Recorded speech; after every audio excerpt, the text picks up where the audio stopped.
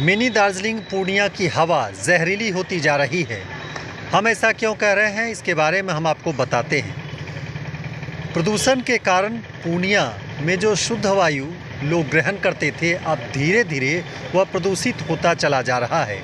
लगातार वाहनों से निकलने वाले धुएं के अलावा जो अन्य चीज़ें लोग जला रहे हैं, उसका प्रभाव अब साफ तौर पर दिखने लगा है। दिल्ली की अगर बात करें, जहां वहां लोगों को काफ़ी परेशानी हो रही है, हवा जहरीली हो रही है। एयर क्वालिटी इंडेक्स दिल्ली का 1000 के पार कर गया है, जबकि बिहार में पटना को भी पूर्णिया ने पीछे छोड़ दिया है, क्योंकि पूर्णिया का एयर क्वालिटी इंडेक्स जो है वह 315 के करीब पहुंच गया है। बिहार की अगर बात करें तो बेगूसराय का सबसे ख़राब जो है वह एयर क्वालिटी इंडेक्स है, क्योंकि उसका लगभग 346 बताया जा रहा है, जबकि पूर्णिया में जो आप हवा ले रहे हैं वह जहरीली हो रही है और लोगों को इसका पता नहीं चल पा रहा है। एयर क्वालिटी इंडेक्स जो अहाँ कहलिए तो वो इनकम्प्लीट डाटा है। पूर्णिया के एयर क्वालिटी इंडेक्स अहाँ के तकरीबन 600 के आसपास है, अगर एकरा प्रैक्टिकली मेजर करल जाए तब। दोसर बात कि ई पॉल्यूशन के एतेक मात्रा जो बढ़ल अहाँ के पूर्णिया में, तो बेसिक रीजन ये हर गली हर मोहल्ले में जितनी सड़कें हैं उसको कई बार तोड़ा गया, सरकार के द्वारा ही तोड़ा गया और हमारी सुविधा के लिए ही तोड़ा गया, लेकिन उसका कंप्लीट निष्पादन कभी नहीं होता है। तोड़ के आधा अधूरे तरीके से काम करके छोड़ दिया जाता है। सड़क पे नाला बना, उसके वजह से रोड टूटी। नल जल योजना के तहत जो उसमें पाइप लगाई गई, उसके वजह से रोड टूटी। और तीसरी बार जो गैस की पाइपलाइन बिछाई गई, उसके वजह से रोड टूटी। और इन सब के टूटने के वजह से जितना मात्रा में धूल सड़क पे आया, उसका निष्पादन नहीं किया गया और वो जस का तस सड़क पे पड़ा हुआ है। ऑब्वियस सी बात है, धूल सड़क पे रहेगी, हम यातायात का इस्तेमाल करते हैं, वो गाड़ियाँ हमारी धूल उड़ाती है, ज़मीन पे गिरती है, फिर उसको उड़ा के फिर ज़मीन पे गिराती है। जैसे जैसे मौसम बदल रहा है और गुलाबी ठंड प्रवेश कर रही है, तो जो धूल कण है वो धूल कण नीचे ही पूरी तरह फैला हुआ है। साथ ही जो धुएं का गुबार है वह भी नीचे ही रह जाता है, जिसमें जो सल्फ़र डाइऑक्साइड के अलावा जो अन्य जहरीली गैसें हैं, वह गैस लोगों के लिए खतरा बन रहा है और अस्थमा के मरीज को सबसे ज़्यादा यह परेशान करेगा। बताया जा रहा है कि आने वाले जो महीने होंगे उसमें हवा और जहरीली होगी, क्योंकि जैसे जैसे तापमान नीचे लुढ़केगा तो यह धूल कण नीचे ही लोगों को परेशान करेगा।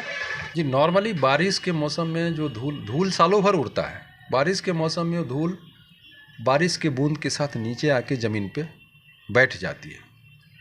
इस समय क्या होता है कि जो हवा में नमी रहती है वो बूंद का रूप नहीं ले पाती है, उसके वजह से धूल कण के साथ वो मिल करके एक बड़ा सा कण बनाता है जो कि लटका हुआ रहता है। वो ज़मीन पे आता नहीं है और वो हवा चलती नहीं, इसीलिए वो ऊपर जा नहीं पाता है।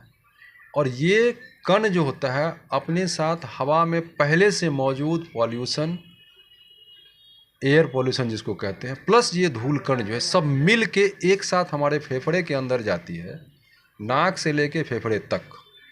तो नाक में सबसे पहले तकलीफ़ देता है वो राइनाइटिस, नाक से पानी गिरना, और एक प्लेटफॉर्म तैयार करता है जिसके ऊपर कि हमको दोबारा से इन्फेक्शन हो जाती है।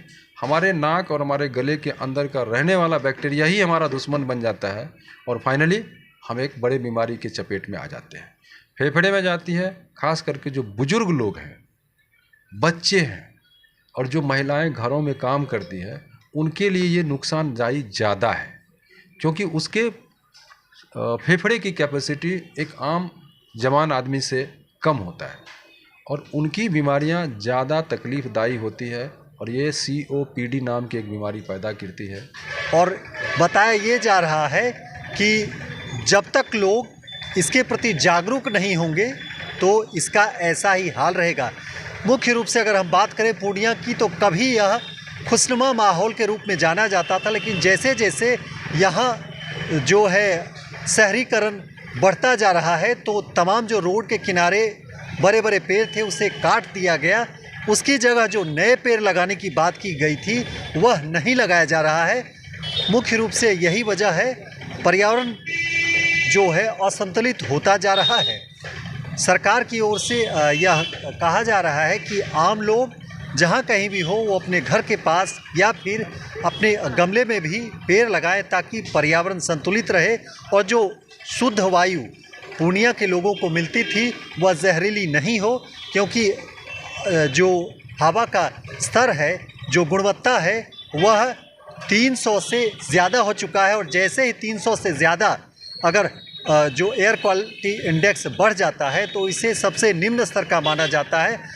आम लोगों से ये सरकार अपील कर रही है कि आप जब भी बाहर निकलें तो मास्क का इस्तेमाल करें, क्योंकि यह आपको बीमार कर सकता है। अपने जिन लोगों को COPD की बीमारी हो जाती है उनको दमा होने का शिकायत बहुत ज़्यादा रहता है और कई बार ये मौत तक हो जाती है, इसीलिए इनसे बचने की ज़रूरत है।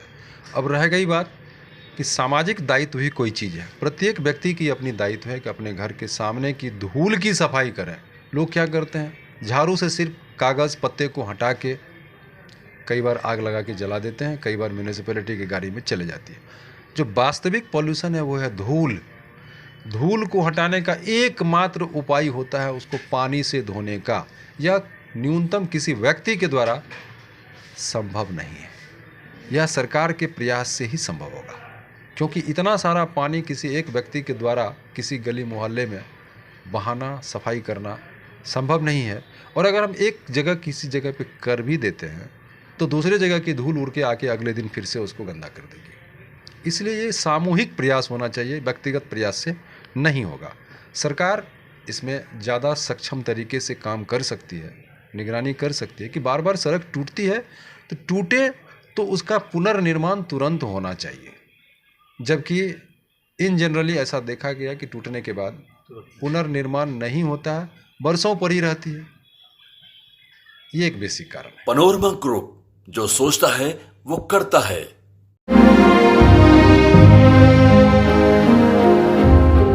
कैसे चल रही है तेरी तालाब वाली फिशिंग? क्या कंपटीशन की तैयारी तालाब वाली फिशिंग ही तो है। जॉब्स कम, एप्लीकेंट ज्यादा। क्या हुआ, मिर्ची लगी? हाँ? अगर लाइव बनानी है ना तो मेरी तरह अरीना एनिमेशन से स्किल ले और ज्वाइन कर एनिमेशन और VFX इंडस्ट्री। अगर जॉब्स के लिए कहीं कंपटीशन नहीं है तो वो है मीडिया और एंटरटेनमेंट इंडस्ट्री, और उसके लिए बेस्ट प्रिपेयर करता है अरीना एनिमेशन। अरीना एनिमेशन, अब सेटल हो जाओ।